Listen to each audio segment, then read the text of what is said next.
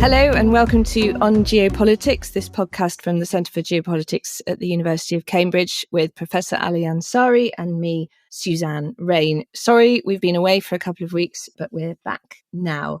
And today we're going to be discussing the battle for global resources. And our special guest this week is Richard Williams. Richard is Executive Chairman of Bunker Hill Mining Corporation and was formerly Chief Operating Officer of Barrick Gold. These are both mining companies listed on the Canadian exchanges but domiciled in the US. And Richard, in his former life, was a UK Special Forces officer and was the commanding officer of the Special Air Service during some of the Iraq and Afghan time period. So he has a lot of experience of operating in difficult and dangerous places, which he's then transferred into the mining industry. So we're going to try and demystify some of these questions about who controls global resources and how the competition for them is playing out. And Ali, I think you're starting. I am. And I'm going to ask the easy question, I suppose, or the question that I think a lot of people think about if they happen to glance at newspapers and magazines about this global competition. And that is, what are these critical metals? And is China really winning, this race for these critical metals? Yeah, thanks. Great question. And thanks very much for having me on. All metals, when, demand exceeds supply, are by nature critical. And the current situation that we find ourselves in is a world that wants to electrify its energy systems for climate reasons, but there are also other agendas too in that. And so the metals required to store and distribute power, through batteries and so on and so forth, have by definition become critical over, say, the last decade. It's more than that, but over the last decade. And the list of those would include things like lithium and graphite and nickel and cobalt and so on, all because those metals are necessary for electric power, be it batteries, storage, distribution systems, or elsewhere. But one of the critical metals that is universal, and there's a real shortage of it as we look forward, is copper. And for one reason only, is it conducts electricity better than anything else that's available at its cost.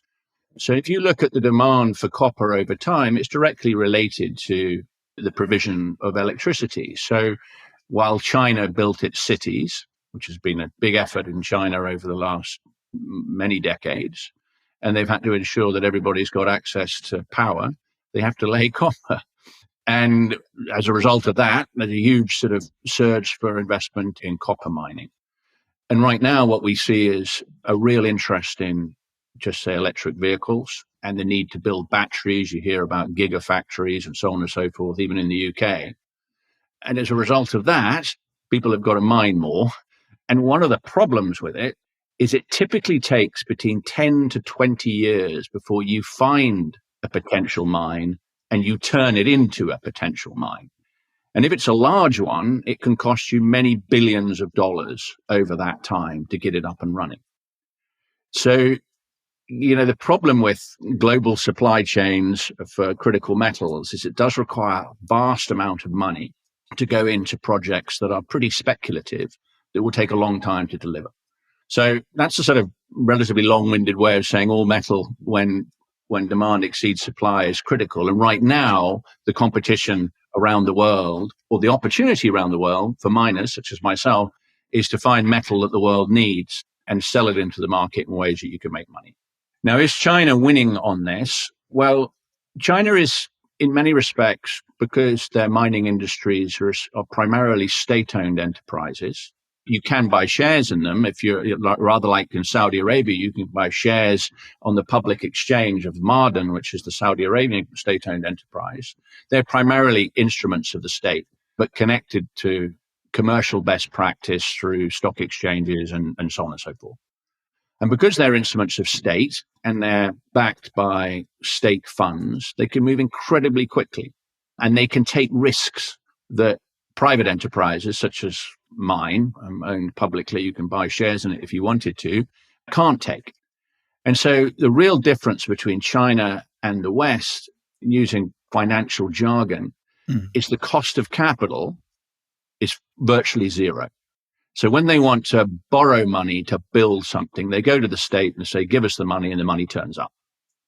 Mining companies like myself need to spend a lot of time winning arguments with very competitive capital markets. And when I get the money, it's going to cost me 15 to 20%, whereas in China, it will cost them zero. And so when it comes to the so-called competition for global metals right now, China has the lead because its cost of capital is lower and its reach is quicker and bigger. And I think, Richie, you sent me some articles this morning on this. Yeah. And there's so many statistics about what China's invested in and where and what percentage of the total world amount of it is and everything. But this one, I thought in the past 2 years, Chinese companies have spent $4.5 billion acquiring stakes in nearly 20 lithium mines, mostly in Latin America or Africa, for example. Is that what you're talking about there? That kind of massive forward investment, mostly speculative? Absolutely.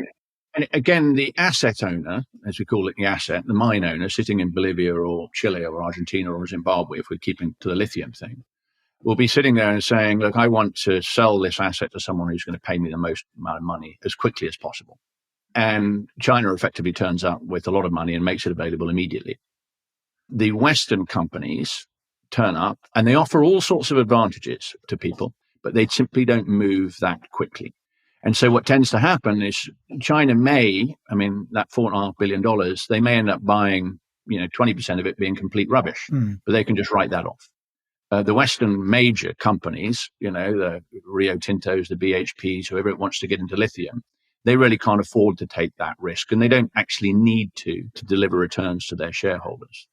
So it's this difference between an industrial strategy funded by a state, executed by state-owned enterprises, into countries where the state underwrites the risk, versus these commercial multinational corporations that we have in the West, BHP, Rio, and elsewhere, that have to work to some very, very good agendas delivered by a complex range of stakeholders who want to ensure that they don't damage the environment. That's a good thing. That they return investment with profit to their shareholders. That's also an exceedingly good thing. That they respect human rights and so on and so forth. I'm not saying Chinese companies don't do all of those things, because over time there's more than evidence. They do. They champion all sorts of positives. What makes a difference for them is their ability to get access to capital and the speed at which they can move. But basically, the location of these minerals, it sounds to me, some of the countries you've been mentioning are not countries that necessarily are going to be championing necessarily some of the business practices, shall we say, that we might have in the West. Yeah. So in terms of where these resources are, they're in places where they might be quite difficult for us to access. And we're obviously in competition with China, as you say, who has state backing and state, underwriting of their project, these state companies. Is that not an argument, however, then, given the strategic importance and the imperative of us getting these minerals, for the states in the West to begin to underwrite or begin to sort of provide some sort of state support to the multinationals you're talking about? Or would that be completely counterproductive or impossible or what? Why isn't there an industrial strategy, as you say, in the West to say, look, we're facing competition which our multinationals can't really realistically compete with, or not on the speed, as you say that. So we need to give additional support.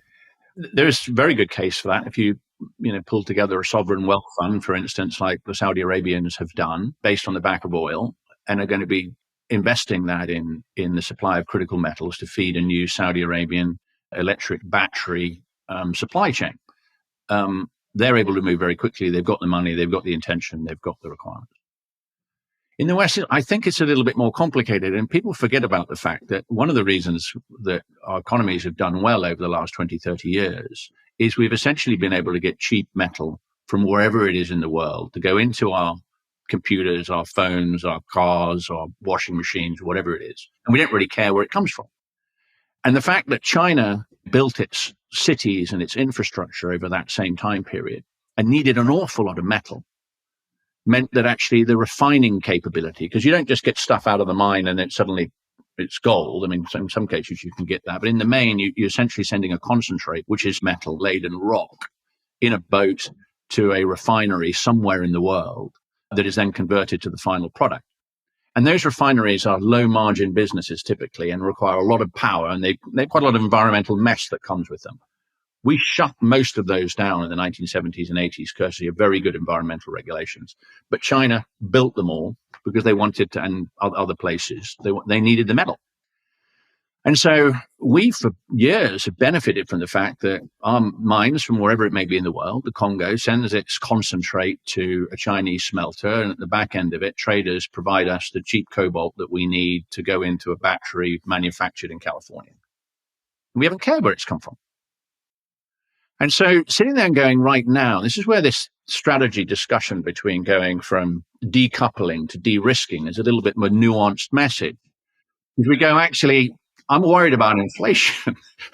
One way I can really help inflation get worse is buy much more expensive metal, because I feel more secure from getting metal from an American producer sitting in Michigan. And so what tends to happen in this discussion is, on the one hand, it gets simplified in geostrategic security terms. And we've seen a little bit of this in Iraq and Afghanistan. When the strategy becomes too military focused, too simplistic, you forget about a whole bunch of other stuff downstream, which is related to welfare and economy. So you say, I must secure my supply chain. Well, why? Actually, what the economies of the world need is the cheapest possible metal mined in the most responsible way to ensure that the downstream products, which is cars, phones, bridges, whatever it might be, can be bought by consumers at the lowest cost and deliver the most amount of social utility. And so it's very complex. Now, there will be some areas in the military supply chain where certain metals actually do need to be secured. And it would be foolish if 100% of that supply came from a competitor that could turn it off at any time. And you see the way, sanctions have worked through Russia and Ukraine. But it's really interesting on this because palladium, critical for the catalytic converters that go into our cars and ensure that we don't poison the environment. This provided primarily from two sources, Russia and South Africa. And you can buy Russian palladium on the market right now with no sanctions whatsoever. Why? Because if we sanctioned Russian palladium, we would collapse our auto industry. So, when you look at each of the specifics here, the big stuff that appears in the papers about, we've got to secure our supply chain starts becoming a little bit more complex when you look at actually what this will cost society. Will it lead us quicker to a green revolution that helps the environment? Will it lead us quicker to stable economies? This is sitting right in the middle of those that are concerned about the consequences of globalization versus those who see the benefits of it. And the metal, this little old industry, which is mining, which produces metal that's absolutely critical to the world, sits in the middle of all of that. And so this is why they've moved from decoupling the supply chain, making sure we never buy anything from China, we're taken to its extreme, to de-risking, to saying that actually we can't predict the way the competition with China is going to go. We don't want to be completely dependent upon them for a whole bunch of things. Let's soften the approach. I want to get you to talk more about that. But one of the areas where I think this is interesting is this question of the processing. Yeah. And we were talking about the Australian example, where Australia mines 53% approximately of the world's lithium. So we have this all in our minds that it's all in difficult and dangerous places. But in fact, a huge amount of it is in Australia, and it digs it up and then sends it to China for processing, which seems utterly counterintuitive when we're trying to de-risk everything. And then the debate appears to be in Australia, well, it's very, very difficult to set up that processing capability within Australia to do it. Why is that? Why can't we do it ourselves? Is it because it's too dirty or too expensive or too difficult? It's to do with the end user of the product. The mining value chain, as it's called, from digging up the metal in concentrate, sending it to the smelters, and then going from there to the user of the metal, and then the end product. Just look at lithium, which is the electric batteries for vehicles primarily at the moment. They're much more than that, but just take vehicles. The majority of those are built in China right now. And so the miner digs up lithium or sucks up lithium, depending whether it's salar or pegmatite. It's different things, concentrates it, dries it, puts it on a ship, sends it to the place that can most efficiently mine it. And that's typically nearest to the source of demand. So these refineries are low margin business. In other words, they got a very skinny, like sub 5% operating profit on there. And the only way that they keep away from insolvency is to have vast amount of volume coming in. It's a volume business. And so, yeah, Australia could build lithium refineries, but they'd also need to be near the electric vehicle battery manufacturers, who then need to be near the auto manufacturers. And, there's examples of this all around the world, not just there. I mean, neodymium, dysprosium, and other rare earths. By the way, rare earths are only rare when you need them. They're all over the place. And they've become rare because we need them. That point about critical metals is, just outside Teesside in the UK, there was this sort of wish to build a sort of rare earths refinery that then connects to a gigafactory that builds batteries. Why? Well, one of the interesting anomalies of Brexit, or whatever it's called, or however it's adapting, is that with respect to the electric vehicle supply chain, is the majority of an electric vehicle in terms of its value comes from its battery. Not well known that. And if you're going to build an electric vehicle in the UK, just saying you're going to sell it into the European market and avoid tariffs, the majority of the value of that vehicle has to have been built within Europe. And if the majority of that vehicle's value is in the battery, and you can build a battery in the UK, then you can avoid this tariff. You can be part of the European vehicle's battery supply chain. But, one of the potential suppliers of that metal, say Tanzania, is quite keen on having part of that battery supply chain in its country. It doesn't just want to be a country that, produces concentrate with neodymium and dysprosium and then puts it into the market, and the people downstream make most of the money. Tanzania would prefer to make most of that money. So it says, well, why didn't we have the refinery in Tanzania? Well, the problem is the majority of that work would have happened outside the European Union area, and that would create downstream costs for the auto manufacturer. So again, I'm twisting 2 or 3 different examples together to basically say, essentially, the reason it happens is to ensure that every part of the value chain maximizes its profits. Now, if the biggest market is China, then send it to China, let them process it and on. Now, if we produce, remember, electric vehicles, and you saw an article on that recently, China is outproducing that by an enormous degree relative to the West. And we've got to change all of that. And when we change all of that, then the refinery changes.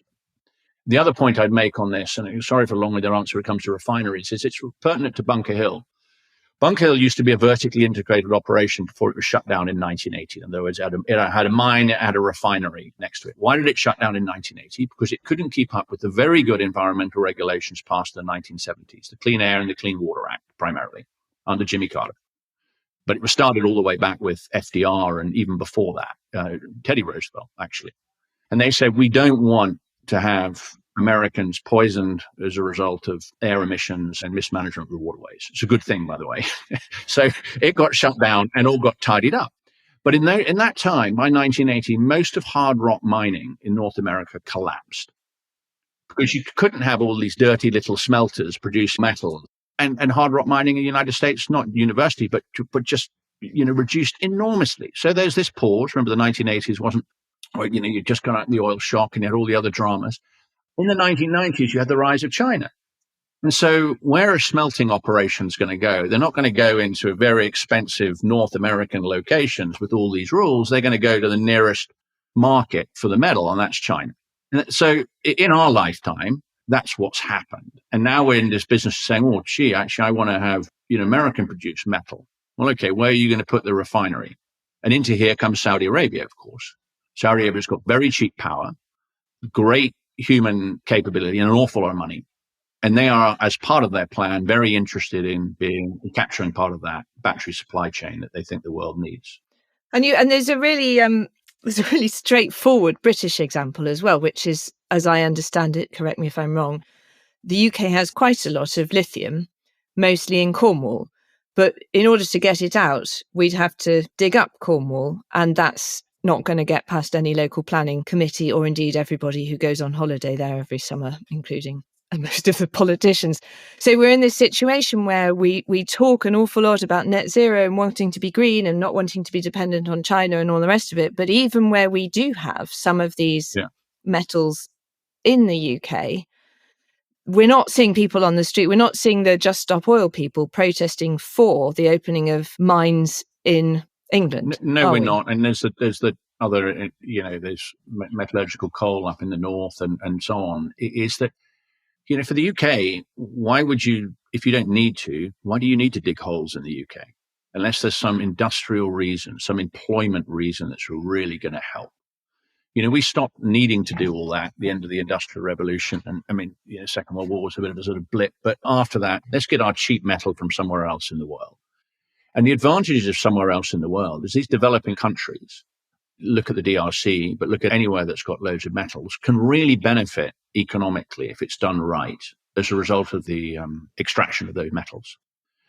These countries, which we call developing, or do entirely depend in the early stages of their development, which is elongated, on primary industries, which is agriculture, fishing, and mining.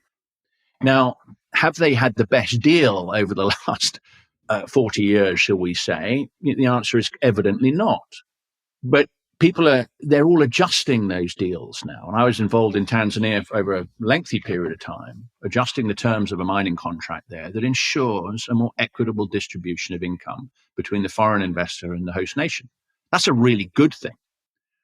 So do I think the people of Cornwall need those jobs? I don't know enough about it, almost certainly. But is the cost of providing those jobs going to be socially more expensive in terms of the environmental footprint and so on and so forth? I don't know. I know guys who are doing it down there, and I wish them luck. And really, if it's done the right way, like Bunker Hill, there's a way of doing these things that doesn't rip the environment apart. And where that's possible, you should do it. But you should be having environmentally sensitive operations in the developing world that improves the wealth of the developing world at no cost, minimum cost to its environment, if you can do it. And these new standards that have come in globally, new expectations related to how metal needs to be mined, no child labor, minimum damage to the environment, and certainly do no harm where you can. Those things have been very helpful for raising the standards of the quality of mining globally. And that includes China, by the way. The idea that China goes in and just rips hole, doesn't care about the environment or doesn't care about people is out of date. It's not that there aren't examples that NGOs and others could find of terrible practices, but they could find that anywhere in the global mining industry. China is realizing, and again, I'm not a champion for China, but it's quite logical. If you're a country that needs to have good relations worldwide to ensure that your economy sustains itself, and mining is one part of that, you really need to sort of meet where you can global standards. Otherwise, you become vulnerable. And it's just a pure sustainability. But does China have the advantage of not, as they say, not having to pay the same sort of attention to, say, human rights issues as we do? When you look at, I was looking at one of your, the talking points. One of the interesting things you were mentioning about Afghanistan. How is it that we lost out?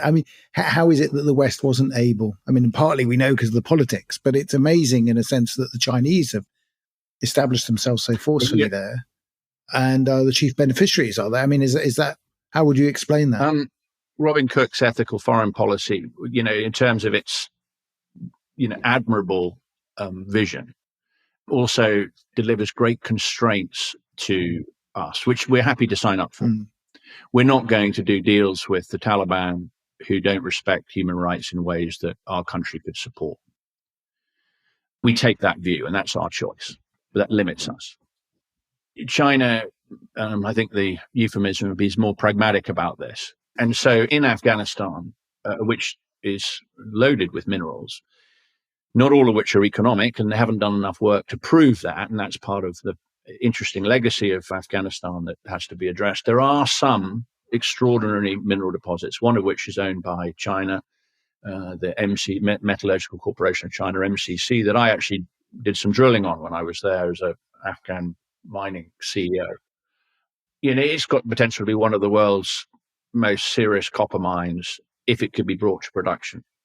And it's pretty close in the map. It's not close in terms of the logistics to China and so on and so forth.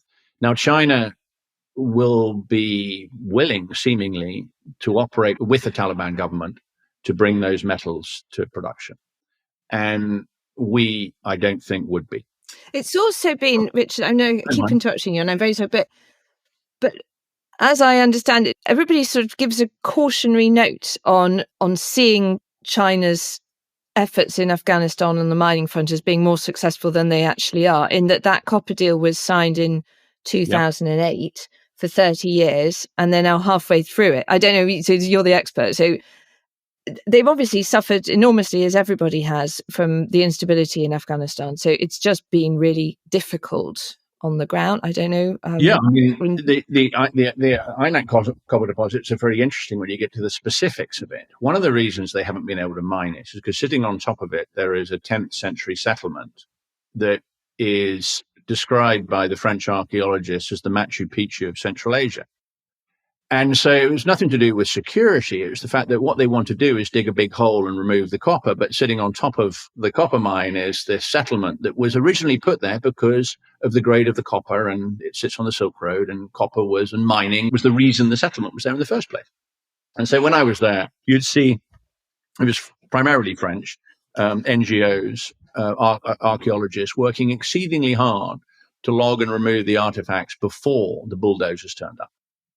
So there's an interesting challenge for China associated with, and again, if they were listening, they probably wouldn't appreciate me characterizing it this way.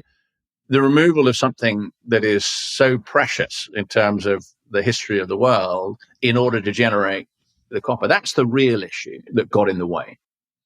There are a number of other practical engineering issues too, but you can overcome them. And then the other point was, I'm speculating slightly, why would China want to develop that metal when it didn't need it, when there was a Western war going on? Let's just wait for that to end, which it will end. Then we'll redo the deal with the new government in ways that bring vast amount of infrastructure investment, railways, power, and so all those things that we didn't do. And that will secure relationships in Central Asia, not just over the life of mine, which could be 20, 30 years, but beyond that, which is the Belt and Road Initiative.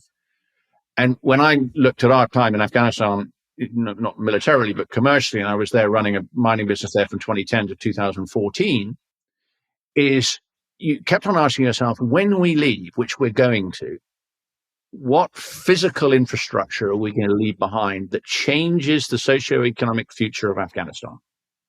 Afghanistan was denied railways because the Afghans said, I don't want railways back in the industrial age because they bring troops in faster than I can shoot them. So the most expensive railway, the Berlin to Bombay railway, went through Pakistan, through Iran, and on its way to Berlin. Didn't go via Afghanistan. Could have easily cut the bottom bit down there, Helmand, Nimruz, and on, but they didn't. And the Afghans said, we don't want that to happen. Russia didn't get enough time to build railways, and at that time they built the air and the vehicle infrastructure that was required for what they were doing. And their next step was to do all these things. But without railways, which is industrial age technology, you can't move the concentrate over land efficiently enough to still make money. So you need railways to do all of this. That is really interesting because as I was researching it, I learned the stuff that you obviously know, which is having the mine is one thing, but you also have to have the above the ground infrastructure, which is trucking, roads, taxis, power, water. And there's clearly going to be increasing tensions in Afghanistan over who controls access to those and who benefits. So according to something I read, who knows, Sirajuddin Haqqani, scourge of the US, now Interior Minister, has control over an enormous area between Kabul and Pakistan where there's a large deposit of chromite. I don't really know what chromite is, but it's obviously important for something. And he's power building because power and wealth comes from controlling the roads, the infrastructure in that area where the mine sits. And the reason I'm asking this is because this is the resource curse, isn't it? Particularly in unstable places where a desirable thing at the heart of contested ground leads to building of power bases, corruption, militias, and I think there's been other bits of fighting in Badakhshan over. I mean, how do you see that in the bits of the world that you've worked in? Or the resource curse is real. You're right to draw into the interests of those that own the assets, as we call it, the mine, and are they aligned with the state and the nation and so on and so forth. but it doesn't apply equally in everywhere. And the history of mining as a source of useful development, there are many examples of that too. But in Afghanistan, where, as we'll remember, both the narcotics trade, the logistics, smuggling networks, and so on, all of which provided warlords, if we call them that, but key powerful individuals, the resources to retain power, those things need to be, not wrestled from them, but there needs to be some form of adjustment and partnership. So we came across this quite a lot in Afghanistan when I was running this experimental mining business that was 50% Afghan owned. And I met all sorts of rather interesting Afghans that would, be generically at that particular time absolutely referred to as enemies of our mission, all of whom had mineral assets, but didn't have the technical expertise to develop them. And I visited a lot of chromite, there's cobalt, there's a whole bunch of metals that's very interesting in there. And what tends to happen is that people will go, oh, look, I found a piece of chromite, and this is now going to be a multi-billion-dollar business. It doesn't. You actually find something in the ground. You actually have to spend a vast amount of money confirming its economic viability. And then having done that, you then got to spend a vast amount of money building a mine and then hope that the world's metal prices work in your favor. Because if it doesn't, you've got to shut it down. And that degree of capital intensity isn't something that Mr. Haqqani and his friends have really ever come across. It's how do I make a quick buck shifting something from one side of the border to the other side of the border? Yeah. And so mining is not unique, but it has this capital intensity to it, that those who grab hold of assets that don't realize what needs to happen next will sit on it saying, I've got something that's worth trillions. And it's not worth anything because they haven't done the work.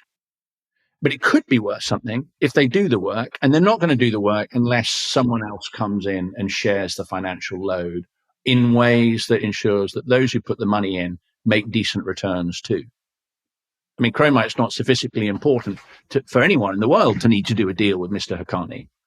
But copper, the INAC copper deal, which taking a big step back, that MCC have got, and they've got the complications with the 10th century Machu Picchu sitting on top of it, but that is something that there will be a way to resolve it because of its scale and its importance. Chromite is, it's not that it's to all chrome miners out there, not an important part of the metal supply chain, but it isn't sitting there in a place where the world can't live without Afghan chromite mines. Haqqani's not sitting on something that the world's going to chase. But that does explain this constant differential between Afghanistan, the source of, all the world's minerals, and Afghanistan not actually a successful mining country. The geography works against it, though, doesn't it? I mean, the geography and the politics. I remember many years ago when they were talking about doing gas pipelines from Central Asia through to the Indian Ocean, and the Americans were absolutely determined, obviously, to avoid Iran at all costs. And the Iranians would constantly argue to them, well, why don't you put the pipeline through Turkmenistan, through eastern Iran? It's all much easier going. Yeah. And the Americans insisted really that it all go through. They did all this, there was that time when they were courting the Taliban, if you remember, in the late 1990s. And of course, people in Iran would say, first of all, and this is coming from the Iranians. I mean, think about it. When it's coming from the Iranians, it's quite something. And they say, well, frankly, the Afghans are too busy killing each other. So there are too many factions here. And when one faction makes peace, another one will emerge. But the other thing is, they said, imagine building these pipelines across some of the most mountainous terrain in the world.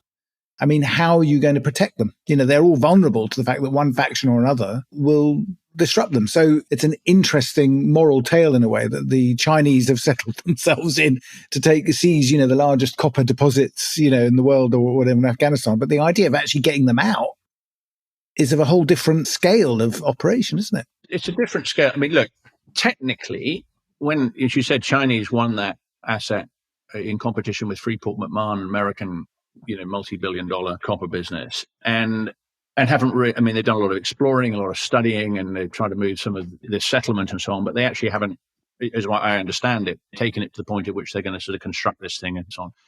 But what they do have, and your point about having a 30-year mine life in terms of their license, they probably feel they can get that extended. So they have the metal in the ground. They've secured this option, and they're prepared to wait until the politics changes. Western companies, very hard to do that. And it's one of the natures of mining. Just go back to what I said right at the start, 15 to 20 years to get a mine up and running. How many elections happen over that period of time? Absolutely. How many global economic crises happen? How many times does the metal price collapse and go back up again? Mining is pretty hairy business and geopolitics and a whole bunch of other factors that are outside your mining like really impacts upon the probability of success. But what gives you the greatest chance of success is something that is a metal that the world needs, is of sufficient grade. In other words, there's a lot of money in the ground and a sufficient size to be worth waiting for. Richard, you were talking to us just before we started recording about your trip to the Congo and saying how much effort would be needed to turn Jake Sullivan's de-risking into a proper competitive industrial strategy. Could you just reflect, as we've got not very long left, but it would be great to hear your thoughts on that. Yeah. The Democratic Republic of Congo is a major player in the global metal supply chain, not just because of cobalt, but let's just use cobalt and copper as the two metals that we've spoken about that are important. And a lot of those large copper cobalt mines are owned by, Chinese companies. Chinese molybdenum, Zijin would be to name two. And America would prefer to have some of that copper and cobalt coming their way and not via China. Now, there's been a change of the president there. Kabila's moved off, and I'm not saying his network isn't still very influential in the country. But go back to that point about refining. If American funds built a copper cobalt refinery in the Congo that allowed the Congolese to make money not just from mining, but from refining, on the assumption that the back end product, the option to buy it, was primarily going to go west, I'm simplifying the world, to America, whatever the Western market is, that's potentially very interesting to the Congolese government. And so when you look at how the metal supply chain is going to change, which you touched on railways, and America offered recently, and it sits in the bureaucracy, whether it'll be executed or not, we'll see. I hope it does, of a new railway linking, parts of the Congo to the Atlantic Ocean via Angola and elsewhere. Hundreds of millions of dollars are required for that, if not billions.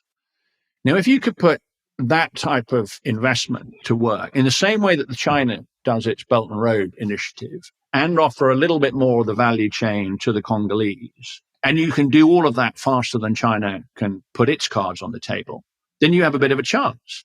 But you do need to get moving. This can't be, PowerPoints and political posturing. This really does need to be real work moving now. And I came back from the Congo looking at a number of fantastic opportunities for Western businesses, let's say American businesses, American government and elsewhere to really get moving in ways that balances the dependency on China in the Congo in a very useful way for the Congolese, in a very useful way for the world. But you do need to get moving. I mean, that Chinese Belt and Road Initiative, everyone criticizes it because the quality of the roads or the quality of the railway or the debt that comes with it and all those other things. Us making developing countries dependent upon us as a result of overloading them with debt is part of our history too, not just the Chinese history, by the way. So I always find this equivalence thing to be interesting. It depends on what point of history you want to talk about. But if you move quickly on that, that could be very useful. And really importantly, could be really useful for a country who's more than 200 million people, is growing exceedingly fast. And so this is where the relationship between governments, mining, social benefits, and the wider development goals, if done right, work well. But you can't just rely on the private entities to do it, because you're not going to get a mining company to build that railway. You're not going to get a mining company to build or underwrite the development of a cobalt copper refinery, because there's going to be periods of time it won't make any money. And money doesn't like to go to places where it loses. So governments can do that for a period of time. In Bunker Hill, we benefit from 6.5 cents per kilowatt hour power, which for anyone listening to the call is exceedingly cheap. It's nearly free when it comes to mining. Why? Because of investments done in hydroelectric power done in the 1930s and 40s in the Pacific Northwest. It's green power, courtesy of the big dams that were built. Now, that vision back then of getting out of the depression years of North America and putting that amount of money to work, knowing that it would benefit North America over generations, if not hundreds of years, was remarkable. Here in Ontario, 65%, I'm calling in from Ontario, 65% of our power comes from nuclear power, and the majority of the rest from green energy. That was courtesy of investments made in the 1970s, and by governments primarily. So when we sit and say, how are we going to solve the metal supply chain? China is ahead of the game when it comes to its Belt and Road Initiative, because it knows that what we said before about Afghanistan, without power, without water, without people, without railways, without transport, without ports, none of this works. And who's going to build that? Well, this is where government funding, this is where the Belt and Road, and again, it's not just government, it's government private. There's always money to be made in the capital markets funding infrastructure projects. But, those are the things that have got to happen. So basically, you need an industrial strategy. Yes. And a big theme of our podcast actually is you need a strategy. Which is one of the great, it seems to repeat itself on a variety of different themes, I have to say, Richard, which is this idea that we don't think long-term enough. We used to, though. We used to. Yeah, we used to. And it's always this thing of why we don't. Part of it, I suspect, is politics. It is a question, and it's something that recurs over and over and over again. This absence of thinking. If you just look at the dilemmas we're facing in Europe about energy security, that shows a lot of very poor planning, doesn't it? Well, they made a view on Russian energy supply, which turned out to be wrong. And it was a view it was a strategy. It just turned out to be the wrong one. But fair enough. In this particular world, the big question that others that study this far better than me, and I've been rather interested in, is asking yourself the question. I saw it on one of my old boss's sort of things the other day. In 2050, the world will have an additional 2 billion people, majority of whom will be poor. Yeah. That's, just over 25 years away. And so what are we collectively going to do about that reality? Again, not doom mongering. It isn't sort of the world's going to end net zero, so on. It's just genuine, unless things change dramatically, that's likely to be. And are we really going to be in the business of saying that the current approach, which is to compete with China in an increasingly aggressive way, is the best way to ensure those 2 billion people are best well looked after? And again, it's a question that people should be asking about how do we wrestle this competition, which is evidently the case, into a place whereby it morphs into something that is better for everybody. And I don't know what that is. And that's why I was very interested what Jake Sullivan was saying about moving to a de-risking and whether there can be an adjustment. But go back to strategy. Bad strategy is that which you can't afford. And we've all lived a little bit of those big ideas, being Iraq's, Afghanistan's, where vast amount of money was put in for military operations. Huge. Just to scale that, if we could touch that on infrastructure investment in critical areas, we'd be laughing. Yeah, absolutely. What a total waste of money. Absolutely. And China didn't do any of that. So we have the money. Okay, I think that's a really thought-provoking note to end on, Richard. Food for thought. Yeah. We've run out of time, really, but that is the question which it is for our governments in the West to consider now, is whether we care enough about these challenges to put proper resource and effort into them. So thank you so much for real insights into how the world works in an industry which we need to understand a lot better if we're going to fix some of the problems we've got. Thank you very much from me, Ali. Thank you, Richard. Hopefully we'll have you back again at some stage. Bye. Bye. Bye.